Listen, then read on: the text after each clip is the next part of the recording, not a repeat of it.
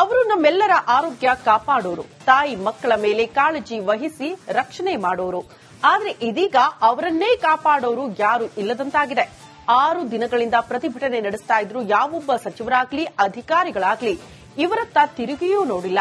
ಅಷ್ಟೇ ಅಲ್ಲ, ಪ್ರತಿಭಟನೆ ಹತ್ತಿಕ್ಕುವ ಯತ್ನ ಕೂಡ ಆಗ್ತಾ ಇದೆ ಅನ್ನುವಂಥ ಆರೋಪ ಕೇಳೋದಕ್ಕೆ ಸಿಕ್ಕಿದೆ. ಈ ಕುರಿತ ಒಂದು ರಿಪೋರ್ಟ್ ಇಲ್ಲಿದೆ ನೋಡಿ.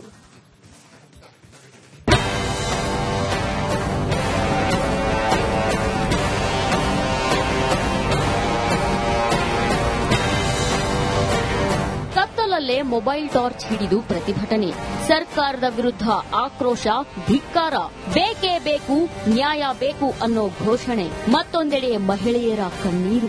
ಈ ಎಲ್ಲಾ ದೃಶ್ಯಗಳು ಕಂಡು ಬಂದಿದ್ದು ಬೆಂಗಳೂರಿನ ಫ್ರೀಡಂ ಪಾರ್ಕ್ನಲ್ಲಿ. ರಾಜ್ಯ ಗುತ್ತಿಗೆ ನರ್ಸಿಂಗ್ ಸಿಬ್ಬಂದಿ ಪ್ರತಿಭಟನೆ. ರಾಜ್ಯದಲ್ಲಿ ಪ್ರತಿಭಟನೆಗೂ ಅವಕಾಶ ಇಲ್ವಾ? ವಿದ್ಯುತ್ ಕಡಿತ, ಪ್ರತಿಭಟನೆ ಹತ್ತಿಕ್ಕುವ ಯತ್ನ. ಎಸ್, ಒಂದಲ್ಲ ಎರಡಲ್ಲ, ಬರೋಬ್ಬರಿ 6 ದಿನಗಳಿಂದ ಪ್ರತಿಭಟನೆ ನಡೆಸುತ್ತಿರೋ ಆರೋಗ್ಯ ಸಿಬ್ಬಂದಿಯ ಗೋಳಾಟ ಇದು. ಸಮಾನ ವೇತನಕ್ಕಾಗಿ ಆರೋಗ್ಯ ಸಿಬ್ಬಂದಿ ಫ್ರೀಡಂ ಪಾರ್ಕ್ನಲ್ಲಿ ಪ್ರತಿಭಟನೆ ನಡೆಸುತ್ತಿದ್ದಾರೆ. ಇದೀಗ ಸರ್ಕಾರ ಪ್ರತಿಭಟನೆಯನ್ನ ಹತ್ತಿಕ್ಕಲು ಯತ್ನಿಸುತ್ತಿದೆಯಾ ಅನ್ನೋ ಅನುಮಾನ ಮೂಡಿದೆ. ಯಾಕಂದ್ರೆ ಪ್ರತಿಭಟನೆ ವೇಳೆಯೇ ವಿದ್ಯುತ್ ಕಡಿತಗೊಳಿಸಿ ಪ್ರತಿಭಟನೆ ಹತ್ತಿಕ್ಕಲು ಯತ್ನಿಸುತ್ತಿದ್ದಾರೆ ಅಂತ ಪ್ರತಿಭಟನಾಕಾರರು ಆಕ್ರೋಶ ಹೊರಹಾಕಿದ್ದಾರೆ. ರಿಪಬ್ಲಿಕ್ ಕನ್ನಡದ ಎದುರು ಮಹಿಳೆಯರ ಕಣ್ಣೀರು. ಈ ಮಹಿಳೆಯರ ಗೋಳಾಟ, ಕಣ್ಣೀರು ನೋಡಿದ್ರೆ ನಿಜಕ್ಕೂ ಕರುಳು ಹಿಂಡುತ್ತೆ. ಮಕ್ಕಳನ್ನ ಬಿಟ್ಟು ಪ್ರತಿಭಟನೆಗೆ ಬಂದ ಮಹಿಳೆಯರು ಕತ್ತಲಲ್ಲೇ ಕಾಲ ಕಳೆಯುವಂತಾಗಿದೆ. ನಮ್ಮ ಗೋಳು ಕೇಳೋರು ಯಾರು ಅಂತ ರಿಪಬ್ಲಿಕ್ ಕನ್ನಡದ ಎದುರು ಕಣ್ಣೀರು ಹಾಕಿದ್ದಾರೆ. ಹಾವು ಚೇಳು ಕಚ್ಚಿದರೂ ಪರವಾಗಿಲ್ಲ. ಕೇಳಿದ್ರಲ್ಲ, ಚೇಳು ಹಾವುಗಳು ಬರ್ತಾವಂತ. ಅದಕ್ಕೆ ಕಚ್ಚಿ ಸತ್ತೋಗಾದ್ರೂ ಅಟ್ಲೀಸ್ಟ್ ನಮ್ಗೆ ಟರ್ಮ್ ಇನ್ಸೂರೆನ್ಸ್ ಇದೆ ಅಂತ ಹೇಳ್ತಾ ಇದ್ದಾರೆ. ಅದು ಮಕ್ಕಳಿದ್ದವ್ರಿಗೆ ಉಪಯೋಗ ಆಗುತ್ತೆ. ಎಷ್ಟೋ ಜನರಿಗೆ ಮಕ್ಕಳೇ ಇಲ್ಲ. ಟರ್ಮ್ ಇನ್ಸೂರೆನ್ಸ್ ಇದ್ದಾವಾಗ್ಲೇ ಒಂದು ತನ್ನ ಹೊಟ್ಟೆ ತುಂಬ ಸಿಗ್ತಾ ಇಲ್ಲ ಅಂದ್ಮೇಲೆ ಸತ್ ಮೇಲೆ ಟರ್ಮ್ ಇನ್ಸೂರೆನ್ಸ್ ತಗೊಂಡು ಏನ್ ಮಾಡ್ಬೇಕು ಸರ್ ನಾವು? ಹೆಣ್ಣು ಮಕ್ಕಳ ಮೇಲಿನ ಶೋಷಣೆ ನಿಂತಿಲ್ಲ. ಹೆಣ್ಮಕ್ಳ ಮೇಲೆ ಶೋಷಣೆ ಇನ್ನೂವರೆಗೂ ನಿಂತಿಲ್ಲ ಸರ್. ನಿಂತಿಲ್ಲ, ಶೋಷಣೆ ನಡೀತಾನೆ ಇದೆ ಸರ್. ನಿಂತಿಲ್ಲ ಸರ್, ಶೋಷಣೆ ನಿಂತಿಲ್ಲ. ಸಚಿವರಿಗೆ ಹೆಣ್ಣು ಮಕ್ಕಳಿಲ್ವಾ? ತಾಯಿ ಹೆಣ್ಣಲ್ವಾ? ಸರ್, ಸಚಿವರು ಈ ಕಡೆಗೆ ನೋಡ್ಬೇಕು ಅಂತ ಅನ್ಸಲ್ವಾ? ಯಾಕೆ ಅವ್ರಿಗೆ ಹೆಣ್ಮಕ್ಳಿಲ್ವಾ? ಅವ್ರ ತಾಯಿ ಹೆಣ್ಣಲ್ವಾ? ನಾವು ಹೆಣ್ಮಕ್ಳು ಅಂತಂದ್ರೆ ಅವ್ರಿಗೆ ಯಾಕೆ ಕಿಂಚಿತ್ತು? ಹೌದು, ನಾನು 1 ನಿಮಿಷ ಹೋಗಿ ಅವ್ರು ಬರೀ ಬಂದು ನಮ್ಗೆ ಸಮಾಧಾನ ಮಾತಾಡಿ ನಾನು ಹೇಳಿದ್ದೆ ಅದ್ರ ಪ್ರಕಾರ ನಾನು ಮಾಡ್ತೀನಿ, ನನ್ಗೆ ಇಷ್ಟು ಟೈಮ್ ಕೊಡಿ ಅಂತ. ನಮಗೆ ವಿಷ ಕೊಟ್ಟು ಕಳಿಸಿಬಿಡಿ, ನಿಮ್ಗೆ ಎಷ್ಟಾಗುತ್ತೋ ಅಷ್ಟು, ಅಟ್ಲೀಸ್ಟ್ ಸಮಾನ ಕೆಲ್ಸಕ್ಕೆ ಸಮಾನ ವೇತನ ಕೊಡಿ ಅಂತ ಕೇಳ್ತಾ ಇದೀವಿ ಅಷ್ಟೇ ಸರ್. ಅದನ್ನು ಬಂದು ಕೊಡಕ್ಕಾಗ್ಲಿಲ್ಲ. ಇದು ಎಂತ ಅನ್ಯಾಯ ಸರ್, ಹೆಣ್ಮಕ್ಳಿಗೆ ಘೋರ ಅನ್ಯಾಯ ಇದು. ದಯವಿಟ್ಟು ನೀವು ಬರಬೇಕು ಸರ್. ಆರೋಗ್ಯ ಸಚಿವರು ಬಂದು ಬೆಳಗ್ಗೆ ಅಷ್ಟೊತ್ತಿಗೆ ನಾಳೆ ಬಂದು ದಯವಿಟ್ಟು ಸಮಾನ ಕೆಲಸಕ್ಕೆ ಸಮಾನ ವೇತನ ಕೊಟ್ಟು ನಮ್ಮನ್ನ ದಯವಿಟ್ಟು ನಾಳೆ ಮನೆಗೆ ಹೋಗಿ ಸೇಫ್ ಆಗಿರೋ ಹಂಗೆ ಕಾಪಾಡಿ. ಇಲ್ಲ ನಾಳೆನೆ ಬಂದು ವಿಷ ಕೊಟ್ಟು ಕಳಿಸ್ಬಿಡಿ ನಮ್ಮನ್ನ ಸರ್. ಪುಟ್ಟ ಮಕ್ಕಳಿದ್ದರೂ ಕರೆಂಟ್ ತೆಗೆದಿದ್ದಾರೆ. ಜನರನ್ನ ಸೇವೆ ಮಾಡೋರು ಇವತ್ತು ನಮ್ ಸೇವೆ ಮಾಡೋರೇ ಯಾರಿಲ್ಲಾರ್ದಂಗಾಗಿದೆ ನೋಡಿ. ಈಗ ಕರೆಂಟ್ ತೆಗೆದಿದ್ದಾರೆ. ನಾವು ಹೇಗ್ ಮಕ್ಕೋಬೇಕು? ಹೇಗ್ ಮಕ್ಕಳನ್ನ, ಚಿಕ್ಕ ಮಕ್ಕಳನ್ನ ಹೇಗ್ ನಾವು ಈಗ ಮಲಗಿಸೋದು? ನಮ್ಮ ಗೋಳು ಕೇಳೋರ್ಯಾರು? ಚಿಕ್ಕ ಮಕ್ಕಳನ್ನ ಬಿಟ್ಟು ಬಂದಿದೀವಿ. ಅವ್ರಿಗೆ ಊಟ ಇಲ್ಲ, ಸರಿಯಾಗಿ ಬಟ್ಟೆ ಇಲ್ಲ, ಒಗೆಯೋರಿಲ್ಲ. ಪಕ್ಕದ ಮನೆಗಳೆಲ್ಲ ಅಲ್ಲಿ ಇಲ್ಲಿ ಬಿಟ್ಟು ಬಂದಿದೀವಿ ಸರ್. ನಾವು ಸಂಜೆ ಫೋನ್ ಮಾಡೋದು, ಮಕ್ಕಳು ಬಂದ್ರ ಅಂತ ಕೇಳೋದು. ಕೊರೋನಾ ವೇಳೆ ಹೆಚ್ಚು ಕೆಲಸ ಮಾಡಿಸಿಕೊಂಡ್ರು. ಮಕ್ಕಳು ಕರ್ಕೊಂಡ್ ಬಂದ್ಮೇಲೆ ಎಷ್ಟು ಮಂದಿ ಉಪವಾಸ ಅದಾರ ಸರ್, ಎಷ್ಟು ಮಂದಿ ಇದು ಅದಾರ. ನಾವ್ ಏನಂತ ಮಾಡ್ಬೇಕು ಈಗ? ಆದ್ರೆ ಕೊರೋನಾ ಅನ್ನೋದಲ್ಲಿ ನಮ್ ಎಲ್ಲರನ್ನು ಯೂಸ್ ಮಾಡ್ಕೊಂಡ್ರಿ. ಹಿಂಗ ಪಗಾರ ಕೊಡ್ತೇವೆ, ಜಾಸ್ತಿ ಕೊಡ್ತೇವೆ ನಿಮ್ ಸಂಬಳ ಅಂತ ಹೇಳ್ಕೊಂಡ್ರೆ ಎಲ್ಲರ ಕಡೆಯಿಂದ ಜಾಸ್ತಿ ಡ್ಯೂಟಿ ಮಾಡಿಸ್ಕೊಂಡ್ರೆ ಖರೆ ಎಲ್ಲರಿಗೆ ಇನ್ನೂವರೆಗೆ ಆದ್ರ ಸಂಬಳನೂ ಇಲ್ಲ, ಹೆಚ್ಚಿಂದ ನಮ್ಗೆ ಇದನ್ನು ಕೊಟ್ಟಿಲ್ಲ. ನೋಡಿದ್ರಲ್ವಾ, ಪ್ರತಿಭಟನಾ ನಿರತ ಮಹಿಳೆಯರ ಕಣ್ಣೀರು ನಿಜಕ್ಕೂ ಕರುಳು ಹಿಂಡುತ್ತೆ. ಮನೆ ಮಠ ಬಿಟ್ಟು ರಾತ್ರಿ ಇಡೀ ಪ್ರತಿಭಟನೆ ಮಾಡ್ತಿದ್ರು, ಯಾರೊಬ್ಬರು ಇವರತ್ತ ತಿರುಗಿಯೂ ನೋಡ್ತಿಲ್ಲ. ಆದ್ರೆ ನೊಂದವರ ಧ್ವನಿಯಾಗಿ ರಿಪಬ್ಲಿಕ್ ಕನ್ನಡ ಸದಾ ಇರುತ್ತೆ. ಕೂಡಲೇ ಸಚಿವರು ಸ್ಪಂದಿಸಿ ಪ್ರತಿಭಟನಾಕಾರರನ್ನ ಭೇಟಿಯಾಗಿ ಸಮಸ್ಯೆ ಬಗೆಹರಿಸಬೇಕಿದೆ. Veeresh Hiremath, metro bureau, Republic Kannada.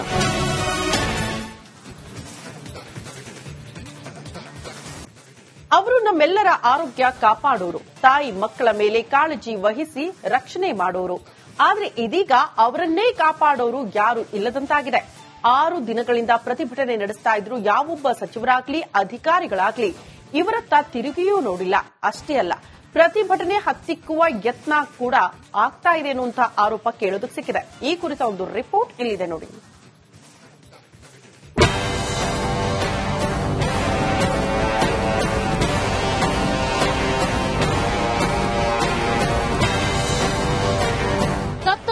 Mobile torch ಹಿಡಿದು ಪ್ರತಿಭಟನೆ. ಸರ್ಕಾರದ ವಿರುದ್ಧ ಆಕ್ರೋಶ, ಧಿಕ್ಕಾರ. ಬೇಕೇ ಬೇಕು, ನ್ಯಾಯ ಬೇಕು ಅನ್ನೋ ಘೋಷಣೆ. ಮತ್ತೊಂದೆಡೆ ಮಹಿಳೆಯರ ಕಣ್ಣೀರು. ಈ ಎಲ್ಲ ದೃಶ್ಯಗಳು ಕಂಡು ಬಂದಿದ್ದು ಬೆಂಗಳೂರಿನ ಫ್ರೀಡಂ ಪಾರ್ಕ್ನಲ್ಲಿ. ರಾಜ್ಯ ಗುತ್ತಿಗೆ ನರ್ಸಿಂಗ್ ಸಿಬ್ಬಂದಿ ಪ್ರತಿಭಟನೆ. ರಾಜ್ಯದಲ್ಲಿ ಪ್ರತಿಭಟನೆಗೂ ಅವಕಾಶ ಇಲ್ವಾ? ವಿದ್ಯುತ್ ಕಡಿತ, ಪ್ರತಿಭಟನೆ ಹತ್ತಿಕ್ಕುವ ಯತ್ನ.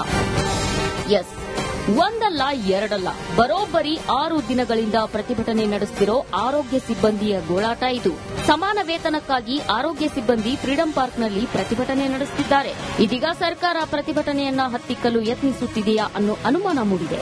ಯಾಕಂದ್ರೆ ಪ್ರತಿಭಟನೆ ವೇಳೆಯೇ ವಿದ್ಯುತ್ ಕಡಿತಗೊಳಿಸಿ ಪ್ರತಿಭಟನೆ ಹತ್ತಿಕ್ಕಲು ಯತ್ನಿಸುತ್ತಿದ್ದಾರೆ ಅಂತ ಪ್ರತಿಭಟನಾಕಾರರು ಆಕ್ರೋಶ ಹೊರಹಾಕಿದ್ದಾರೆ.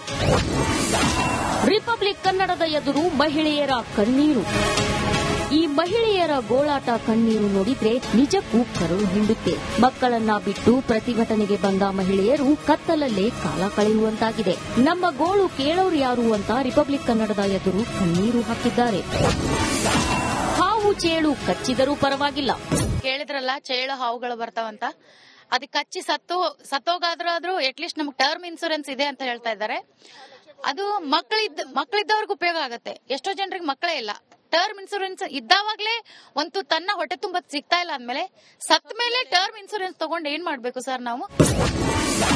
ಹೆಣ್ಣು ಮಕ್ಕಳ ಮೇಲಿನ ಶೋಷಣೆ ನಿಂತಿಲ್ಲ. ಹೆಣ್ಮಕ್ಳ ಮೇಲೆ ಶೋಷಣೆ ಇನ್ನುವರೆಗೂ ನಿಂತಿಲ್ಲ ಸರ್. ನಿಂತಿಲ್ಲ, ಶೋಷಣೆ ನಡೀತಾನೆ ಇದೆ ಸರ್. ನಿಂತಿಲ್ಲ ಸರ್, ಶೋಷಣೆ ನಿಂತಿಲ್ಲ. ಸಚಿವರಿಗೆ ಹೆಣ್ಣು ಮಕ್ಕಳಿಲ್ವಾ? ತಾಯಿ ಹೆಣ್ಣಲ್ವಾ? ಸರ್, ಸಚಿವರು ಈ ಕಡೆಗೆ ನೋಡ್ಬೇಕು ಅಂತ ಅನ್ಸಲ್ವಾ? ಯಾಕೆ ಅವ್ರಿಗೆ ಹೆಣ್ಮಕ್ಳಿಲ್ವಾ? ಅವ್ರ ತಾಯಿ ಹೆಣ್ಣಲ್ವಾ? ನಾವು ಹೆಣ್ಮಕ್ಳು ಅಂತಂದ್ರೆ ಅವ್ರಿಗೆ ಯಾಕೆ ಕಿಂಚಿತ್ತು? ಹೌದು, ನಾನು 1 ನಿಮಿಷ ಹೋಗಿ ಅವ್ರು ಬರೀ ಬಂದು ನಮ್ಗೆ ಸಮಾಧಾನ ಮಾತಾಡಿ ನಾನು ಹೇಳಿದ್ದೆ ಅದ್ರ ಪ್ರಕಾರ ನಾನು ಮಾಡ್ತೀನಿ, ನನ್ಗೆ ಇಷ್ಟು ಟೈಮ್ ಕೊಡಿ ಅಂತ. ನಮಗೆ ವಿಷ ಕೊಟ್ಟು ಕಳಿಸಿಬಿಡಿ. ನಿಮ್ಗೆ ಎಷ್ಟಾಗುತ್ತೋ ಅಷ್ಟು ಅಟ್ಲೀಸ್ಟ್ ಸಮಾನ ಕೆಲ್ಸಕ್ಕೆ ಸಮಾನ ವೇತನ ಕೊಡಿ ಅಂತ ಕೇಳ್ತಾ ಇದೀವಿ ಅಷ್ಟೇ ಸರ್. ಅದನ್ನು ಬಂದು ಕೊಡಕ್ಕಾಗ್ಲಿಲ್ಲ. ಇದೆಂತ ಅನ್ಯಾಯ ಸರ್, ಹೆಣ್ಮಕ್ಳಿಗೆ ಘೋರ ಅನ್ಯಾಯ ಇದು. ದಯವಿಟ್ಟು ನೀವು ಬರಬೇಕು ಸರ್. ಆರೋಗ್ಯ ಸಚಿವರು ಬಂದು ಬೆಳಗ್ಗೆ ಅಷ್ಟೊತ್ತಿಗೆ ನಾಳೆ ಬಂದು ದಯವಿಟ್ಟು ಸಮಾನ ಕೆಲಸಕ್ಕೆ ಸಮಾನ ವೇತನ ಕೊಟ್ಟು ನಮ್ಮನ್ನ ದಯವಿಟ್ಟು ನಾಳೆ ಮನೆಗೆ ಹೋಗಿ ಸೇಫ್ ಆಗಿರೋ ಹಂಗೆ ಕಾಪಾಡಿ. ಇಲ್ಲ ನಾಳೆನೆ ಬಂದು ವಿಷ ಕೊಟ್ಟು ಕಳಿಸ್ಬಿಡಿ ನಮ್ಮನ್ನ ಸರ್. ಪುಟ್ಟ ಮಕ್ಕಳಿದ್ದರೂ ಕರೆಂಟ್ ತೆಗೆದಿದ್ದಾರೆ. ಜನರನ್ನ ಸೇವೆ ಮಾಡೋರು ಇವತ್ತು ನಮ್ ಸೇವೆ ಮಾಡೋರೇ ಯಾರಿಲ್ಲಾರ್ದಂಗಾಗಿದೆ ನೋಡಿ. ಈಗ ಕರೆಂಟ್ ತೆಗೆದಿದ್ದಾರೆ, ನಾವು ಹೇಗ್ ಮಕ್ಕೋಬೇಕು? ಹೇಗ್ ಮಕ್ಕಳನ್ನ, ಚಿಕ್ಕ ಮಕ್ಕಳನ್ನ ಹೇಗ್ ನಾವು ಈಗ ಮಲಗಿಸೋದು? ನಮ್ಮ ಗೋಳು ಕೇಳೋರು ಯಾರು? ಚಿಕ್ಕ ಮಕ್ಕಳನ್ನ ಬಿಟ್ಟು ಬಂದಿದೀವಿ. ಅವ್ರಿಗೆ ಊಟ ಇಲ್ಲ, ಸರಿಯಾಗಿ ಬಟ್ಟೆ ಇಲ್ಲ, ಒಗ್ಯೋರಿಲ್ಲ. ಪಕ್ಕದ ಮನೆಗಳೆಲ್ಲ ಅಲ್ಲಿ ಇಲ್ಲಿ ಬಿಟ್ಟು ಬಂದಿದೀವಿ ಸರ್. ನಾವು ಸಂಜೆ ಫೋನ್ ಮಾಡೋದು, ಮಕ್ಕಳು ಬಂದ್ರ ಅಂತ ಕೇಳೋದು. ಕೊರೋನಾ ವೇಳೆ ಹೆಚ್ಚು ಕೆಲಸ ಮಾಡಿಸಿಕೊಂಡ್ರು.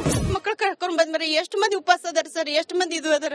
ನಾವ್ ಏನಂತ ಮಾಡ್ಬೇಕು ಈಗ? ಆದ್ರೆ ಕೊರೋನಾದಲ್ಲಿ ನಮ್ ಎಲ್ಲರನ್ನು ಯೂಸ್ ಮಾಡ್ಕೊಂಡ್ರಿ. ಹಿಂಗ ಪಗಾರ ಕೊಡ್ತೇವೆ, ಜಾಸ್ತಿ ಕೊಡ್ತೇವೆ ನಿಮ್ ಸಂಬಳ ಅಂತ ಹೇಳ್ಕೊಂಡ್ರೆ ಎಲ್ಲರ ಕಡೆಯಿಂದ ಜಾಸ್ತಿ ಡ್ಯೂಟಿ ಮಾಡಿಸ್ಕೊಂಡ್ರೆ ಖರೆ ಎಲ್ಲರಿಗೆ ಇನ್ನೂವರೆಗೆ ಆದ್ರ ಸಂಬಳನೂ ಇಲ್ಲ, ಹೆಚ್ಚಿಂದ ನಮ್ಗೆ ಇದನ್ನು ಕೊಟ್ಟಿಲ್ಲ.